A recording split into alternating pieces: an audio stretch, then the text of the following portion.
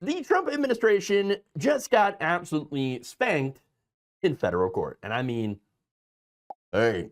Sexual anarchy. Federal Judge John McConnell Jr. just ordered the Trump administration to fully fund SNAP benefits. That is the food stamp program, of course, for 42 million Americans. Not to partially fund them, but not negotiate about funding them, but to fully fund them. And what did the Trump Department of Justice do? They immediately appealed and asked for an emergency stay because apparently feeding 42 million hungry Americans is too much to ask. But I want to talk about what happens when the courts actually do their job and put a check on executive power, because that's what this looks like. All right. So let me give you the details of how this all went down. All right. So SNAP, the Supplemental Nutrition Assistance Program, again, food stamps, serves about 42 million Americans, as I mentioned. We're talking about working families, elderly folks, disabled people, kids, people who need help putting food on their table because they're not getting paid enough. The program was running low on funding, which happens. I mean, especially during economic uncertainty and, more people needing assistance. You're going to run out of money, right? Now, that said, there was an emergency fund. There is an emergency fund that was made specifically for situations like this. But here's what the Trump administration did. They decided, you know what we're going to do? We're going to fund only about 65% of all SNAP benefits. And say, we don't actually have the authority to use all the funds. Wait, you're taking authority in every other place except for this? Weird. So, in essence, they told 42 million people, sorry, we're not going to pay out full benefits. We'll give you a little bit. Oh, okay. But the judge said, no, you're going to use that full emergency contingency fund. You're going to fund SNAP at 100%, not 65%, and you're going to do it now, not later. So now Judge McConnell looked at the Trump administration's argument that they could only do that partial funding and said, no, that's BS. You're going to fund it fully because that is what the contingency fund is for.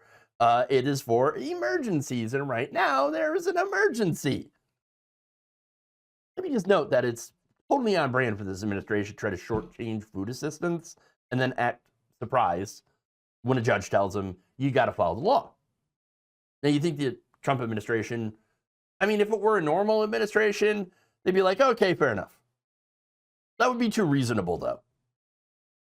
Which is why that's not what happened. Again, they immediately went to the courts, they appealed, same day, and asked for emergency stay, right? And so they're asking a higher court to stop them from having to fully fund food stamps while they fight about whether or not they should have to fully fund food stamps. So think about that. They are so committed to not feeding millions of Americans that they're filing emergency appeals to avoid having to do it. Now, and they're using this argument that the judge overstepped his authority, right? And violated the separation of powers by ordering the executive branch to spend these emergency funds. That doesn't make sense. Oh, yes, the separation of powers. Really, that's their concern. Not the 42 million people who need food. Not the families trying to figure out how to feed their kids on 65% of what they're supposed to get, which they don't get a lot. Okay? Not the elderly folks on fixed incomes trying to stretch their grocery budget. No, what really apparently matters is making sure the judges can't tell this administration, can't tell Trump to use those emergency funds during an emergency. Priorities, folks. This administration sure has them. And here's the thing. This is happening while they're holding ACA subsidies hostage in this government shutdown fight, while they're trying to give themselves unlimited war powers for Venezuela, while they're cutting every single social program they can get their grubby little hands on. Okay? But sure, yeah, let's pretend this is all about separation of powers, right? And not about their commitment of making life harder and more miserable for working people. 42 million Americans. That's how many people rely on the SNAP program. Not an abstract number, okay? This is a single mom, working two part-time jobs that don't offer any benefits, right? How about the 70-year-old veteran on a fixed income that's trying to make his Social Security stretch, right? The disabled worker can't work full-time. Still got to eat, though. the family where both parents are working, but because minimum wage is so low and the cost of living so high, doesn't cover rent and food. Those are the people that rely on this program. Not undocumented immigrants. That's a lie, okay? There are no illegals taking SNAP benefits. And it's not even that much money per person. $200. That's how much you get per person per month.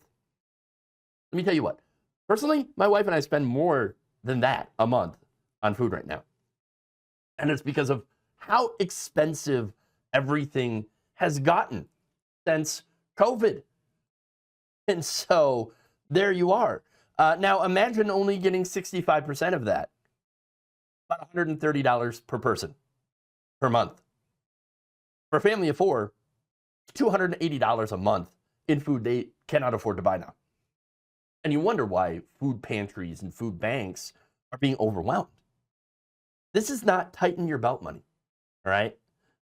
I mean, a lot of people who are poor and rely on these programs don't even have belts. Be honest. This is now, gee, which of the bills can I get away with not paying so that I can eat? And the Trump administration looked at that situation and said, yeah, you know what, we're good with that. 35% less food assistance looks fine to me. Thankfully, there was a federal judge that said, actually, that is not fine. Fund the goddamn program. Just fund it already.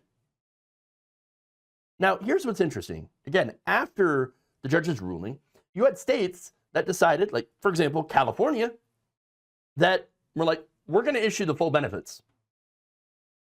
They looked at court order and said, yes, we are going to fund this properly. But the Trump DOJ is still fighting it. And they're telling states, do not comply with this order while they appeal. So you have this insane situation where you have states, some states that have stepped up to feed people properly. And then you have other states that are waiting to see what happens with the Trump appeal. And the Trump administration is out there actively trying to stop other states from feeding people the amount that the judge had ordered, which is the full benefits. This is what your small government looks like in practice. The government fighting in court for the right to give you less in food assistance during an emergency. And speaking of separation of powers, right? Getting back to that argument, I want to talk about that. It's important to note why that is complete and utter crap. Okay? The judge can't order the executive branch to spend money. That violates the separation of powers, they say. Only Congress can appropriate funds, and the executive decides how to spend it. Funny, you know, that's the argument that they're making when they're also proponents of impoundment. Okay? Obviously, there's a big problem with their argument, okay, other than the hypocrisy angle.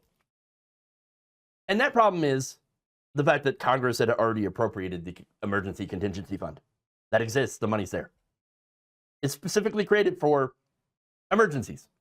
That's why it's an emergency fund. The judge is not telling them to spend money that is not there, that doesn't exist, that wasn't appropriated. He said, use the money that's already there, the emergency fund for an emergency. That's it. So the Trump administration's argument is, yes, Congress gave us emergency money for food assistance emergencies, and yes, we're in a food assistance emergency. But, you know, we should get to decide whether we actually use that money for an emergency, the emergency money. That's not separation of powers, okay? That's the executive branch ignoring the law and crying about judicial overreach when they get caught. I mean, you can't just not use funds that Congress appropriates for a specific purpose and then claim that the separation of powers when a judge tells you to do that thing, to do your job. And we have seen this before, okay? Every time a court tells this administration that they can't do something illegal, they call it judicial activism. Every time a judge orders them to follow the law, it's overreach. But when they ignore the law, when they refuse to spend appropriated funds, when they try to cut programs without congressional approval, they just claim, oh, it's executive authority. Which, by the way, Project 2025 called to massively expand. Okay, so to them, it is rules for thee, but not for me. Okay? But here's what's really happening and why this court case matters just beyond SNAP benefits, which is really important. But this administration is basically trying to test how much they can get away with. They are pushing the boundaries, right?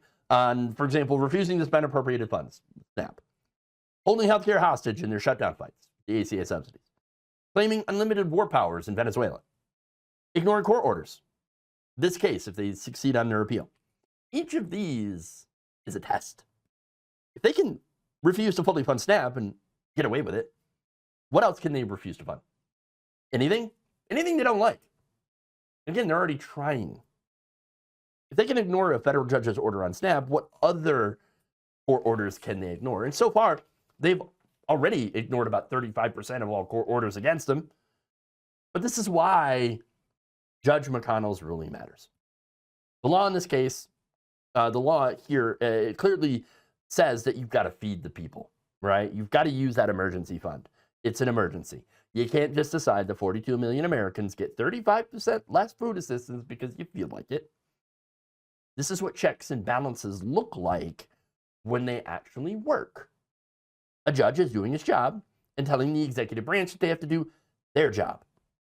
And the Trump administration's response, fight it, appeal it, try to stop it. Because feeding people is apparently less important than winning a legal argument about the separation of powers. So where do we go from here? Or where does this go from here?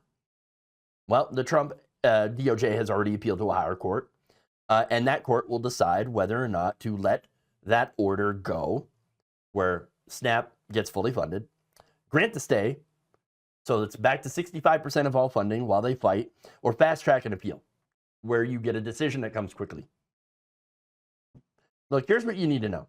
All right, if you're on SNAP, you should check with your state to see if they're following the judge's order or if they're waiting for that appeal. Again, as I mentioned, some of the states are already issuing their full amount, like California.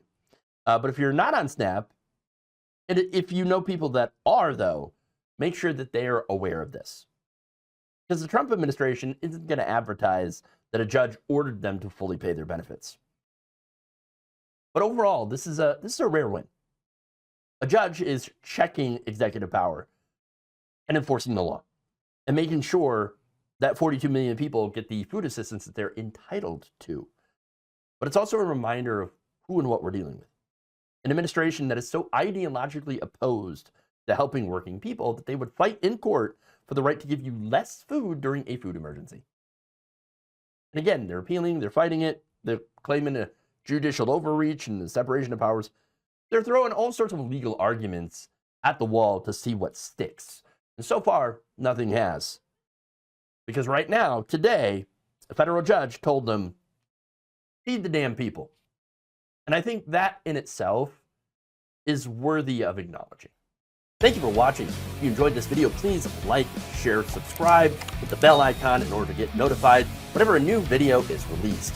And if you want to support independent, progressive media through this difficult time where it seems like everybody is shutting down, you can become a member on our YouTube page, you can become a subscriber on Facebook, or you can go to my Patreon.